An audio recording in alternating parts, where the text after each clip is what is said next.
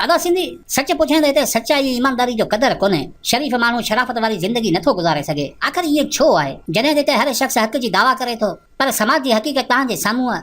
यार जी मातमन में खुशी ज़ैब नथी ॾे, खुशी में रुअण नथो ठहे। जनाज़े खे मेकअप करे काटन जो वॻो नथा पाराए सघूं, घोट खे कफन नथा ॾेई सघूं, माउ सां निकाह नथा करे सघूं, ज़ाल खे भेण नथा चई सघूं। ईअं असां हिन समाज में सच्चा ऐं ईमानदार बणिजी नथा रही सघूं। हिते सच जी दावा त हर शख़्स करे थो पर हक़ जा हामी चंद ई हूंदा। ज़ुल्म खां बाग़ी हर शख़्स रहे थो, पोइ बि ज़ालिम जी पूॼा हर माण्हू करे थो। सचाइनि खे तस्लीम करण सां असांजो साह थो निकिरे। इन करे फ़रेबी ख़्यालनि में पाण खे आबाद रखियो आहे। हिकिड़ी ॻाल्हि यादि रखो त समाज जो दारोमदार उन निज़ाम ते हूंदो आहे जेको रियासत पंहिंजी अवाम खे ॾींदी आहे। निज़ाम ऐं समाज खे सम्झण लाइ तव्हां वटि इल्म जो हुजणु ज़रूरी आहे। इल्म जो मतिलबु MA जी डिग्री न, बल्कि उहो शऊर हूंदो आहे जेको तव्हांखे ज़िंदगी जो फ़लसफ़ो सम्झाए ऐं हक़ीक़तनि जो आईनो ॾेखारींदो आहे। ऐं ईअं कोन थो चवां त मुंहिंजी चयल हर ॻाल्हि ते तव्हां अखियूं पूरे यकीन कयो। आऊं सिर्फ़ समाजी हक़ीक़तूं पंहिंजी ज़बानी बयान कयां थो। तव्हां ॿुधण खां पोइ पाण उन ते गौर फ़िक्र कयो त छा वाक़ई इहा हक़ीक़त आहे या को ख़्याली ड्रामो आहे। इहो त तव्हां बि ॼाणो था त हिते मैट्रिक में कॉपी करण वारा महिनत करण वारनि शागिर्दनि खां अॻु नौकरी वठी वेंदा आहिनि। शरीफ़ इंसान खां करप्ट माण्हू मुआशी तौर ते वधीक मज़बूत हूंदा आहिनि। हिते शराफ़त जी पग ॿधी बाज़ार में घुमण वारो जाहिल सम्झो वञे थो ऐं जाहिल जे हथ में लठ ॾिसी लछणनि जी ख़बर हूंदे बि सलाम कयो वञे थो। चोरी हमेशह मासूमनि जे घर थींदी आहे, छो त चोर जे घर चोरी करण जी कंहिं में हिमत ई नाहे हूंदी। इन्हनि हक़ीक़तनि खां केर बि इनकार नथो करे सघे, इहो तव्हां बि ॼाणो था, पर ही नथा ॼाणो त ईअं छो आहे। अदा इहो त आऊं बि पुछां पियो, इहो छो आहे।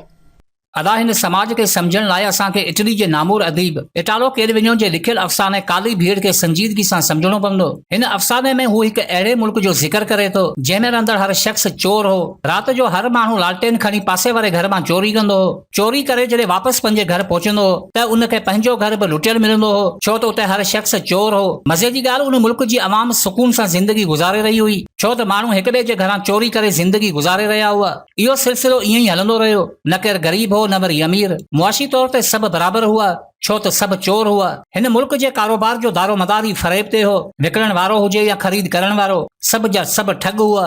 हिन मुल्क जी अवाम तमामु घणी ख़ुशि हुई ऐं उन्हनि खे ईअं लॻंदो हो त दुनिया में असीं उहा वाहिद क़ौम आहियूं जेका ख़ुशहाल आहियूं, छो त ज़िंदगी बग़ैर कंहिं मुश्किलातुनि जे गुज़री रही हुई। कम बस एतिरो करणो हो जो राति जो पासे वारे घर मां चोरी करणी हूंदी हुई। बहरहाल हिकु दफ़ो अलाए कीअं ग़लती सां हिकु ईमानदार शख़्स उन मुल्क में अची रहण लॻो। उनखे इहा ख़बर कोन हुई त हिते गुज़ारो करण लाइ राति जो चोरी करणी पवे थी। हो राति जो बत्ती ॿारे सिगरेट दुखाए सॼी राति किताब पढ़ंदो हो। जॾहिं चोर ईंदा हुआ त रोशनी ॾिसी वापसि मोटी वेंदा हुआ। कुझु वक़्त खां पोइ पाड़े वारनि उन ईमानदार शख़्स खे घुराए तनक़ीद करण लॻा त तुंहिंजे घर मां चोरी न थियण जो मतिलबु कंहिं ॿिए घर जो बुख में रहण आहे। जेकॾहिं तूं ॿियनि खे बुख में नथो मारणु चाहीं त उहो ई कर जेको बाक़ी पूरी अवाम करे थी। ईमानदार शख़्स वटि पंहिंजे दिफ़ा में चवण लाइ कुझु बि कोन हो, छो त इहा हक़ीक़त हुई। जेकॾहिं हिन जे घर में चोरी करण वारा चोर ख़ाली हथे मोटी थी विया त इन जो मतिलबु उन्हनि जा बच्चा बुख में थे सुता। ईमानदार शख़्स खे इहा ॻाल्हि सम्झ में अची वई। हू चोरी त कोन था करे सघियो, पर रोज़ राति जो घरां निकिरी दरिया जी पुल ते बीह सॼी राति वहंदड़ पाणी खे तकींदो रहंदो ऐं पोयां उन जो घर चोर लुटींदा रहंदा हुआ।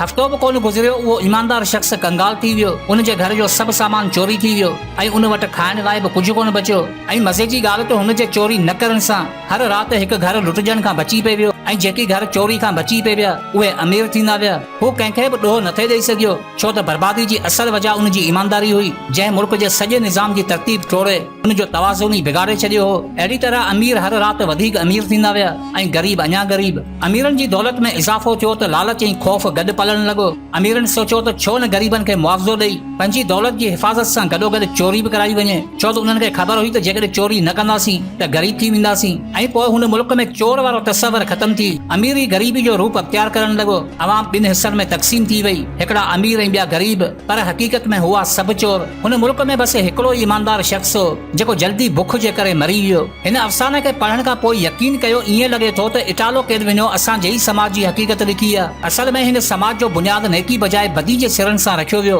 अंग्रेज़नि जी चमचागिरी करे जेकी वसी जाइदादूं हासिल कयूं वियूं उन्हनि खे आसानी सां हिकु नए मुल्क मुंतक़िल कयो वियो। हेठां खां मथे ताईं माल गनीमत खे दिलि खोले लुटियो वियो। मुल्क जे असल वारसनि खे ज़लीलो ख्वार कयो वियो। नतीजे में मुल्क ॿिनि हिस्सनि में तक़सीम थी वियो। हिकिड़े हिसे में उहे अमीर रहनि था जेकी वरसे में मिलियल जाइदादूं ऐं जागीरूं खणी आया, जेकी ऐशियन में रही ज़िंदगी इंजॉय कनि था।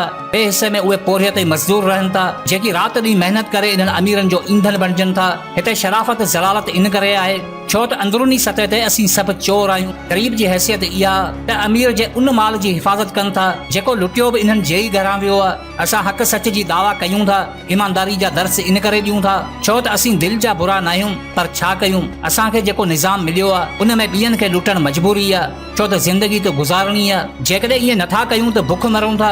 जेकॾहिं तव्हांखे सचाई जा मंज़र ॾिसणा आहिनि त ज़ुल्म जा मारियल उहे मासूम चेहरा ॾिसो जिन्हनि ॿियनि खे न लुटण जा कसम खाई पाण खे बर्बाद कयो आहे। इनकलाब जा नारा, तब्दीली जा बयान, हक़ जा हवाला, सच जा सहारा सभु ढोंग आहिनि। हासिलात जी उहा डोड़ जंहिंमें पेट खां वॾो को वजूद न हुजे, उन में ज़िंदगी जी माना ॿियनि जी लताड़ हूंदी आहे। यकीन नाहे त अमीरनि जी तारीख़ जा बाब खोलियो, हर महल जे बुनियाद में कंहिं ग़रीब जो हक़ दफ़न मिलंदो। रत सां दीवारूं रंगियूं वञनि थियूं, लुड़कनि सां फर्शनि खे धोतो वञे थो, पटका लाराए गाॾियुनि जा टायर साफ़ कया वञनि था। तव्हां इन ॻाल्हि खे छो तस्लीम नथा कयो त असां उन समाज में रहूं था जिते हिकु कुते खे पालण लाइ 10 नौकर ते रखिया वञनि था, पर 10 इंसान पालण लाइ हिकु कुतो बि नथो रखियो वञे। अलमियो इहो आहे त हिते पंहिंजूं हालतूं परखण बजाए अमीरनि जी चमचागिरी कई वञे थी। समाजी हक़ीक़तूं असां कॾहिं महसूस ई न आहिनि कयूं, छो त हिते इल्म जी आड़ में उहा ज़ातियात पढ़ाई वञे थी जंहिंजो मक़सदु अधु ज़िंदगी विञाए धिका थाबा खाई रिश्वत ॾेई अमीरनि जी ग़ुलामी करे बस मामूली नौकरी हासिल कई वञे थी।